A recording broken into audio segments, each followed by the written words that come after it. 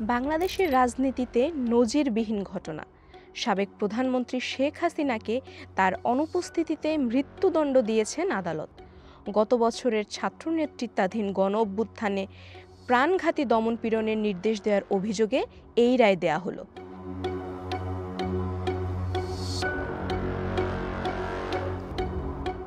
গতকাল সোমবার আন্তর্জাতিক অপরাধ ট্রাইব্যুনাল ৭৮ বছর বয়সী হাসিনাকে উস্কানি, হত্যার নির্দেশ এবং নৃশংসতা প্রতিরোধে ব্যর্থতার অভিযোগে দোষী সাব্যস্ত করে। বাংলাদেশের ইতিহাসে কোনো নেতার বিরুদ্ধে দেওয়া এটি সবচেয়ে কঠোর শাস্তি।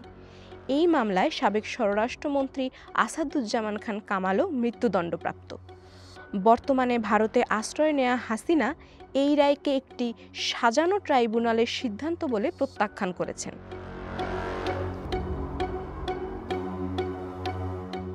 রায় ঘোষণার পর ঢাকার পররাষ্ট্র মন্ত্রণালয় ভারত সরকারের কাছে হাসিনা এবং কামালকে দ্রুত প্রত্যর্পণের আহ্বান জানিয়েছে।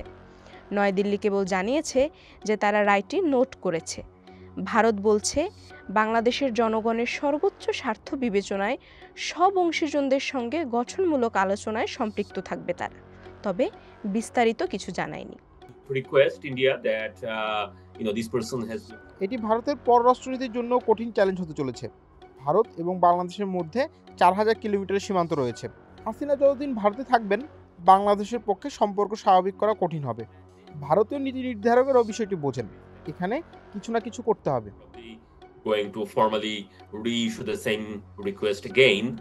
জাতিসংঘের প্রতিবেদন অনুযায়ী গত বছরের আন্দোলনে নিরাপত্তা বাহিনীর গুলিতে প্রায় ১৪০০ মানুষ নিহত হয়, যা ১৯৭১ সালের পর সবচেয়ে ভয়াবহ রাজনৈতিক সহিংসতা।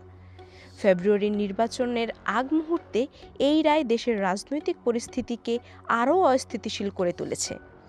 আওয়ামী লীগ দলের নির্বাচনে অংশগ্রহণের উপরে নিষেধাজ্ঞা জারি হলে সহিংসতার আশঙ্কার কথাও শোনা যাচ্ছে।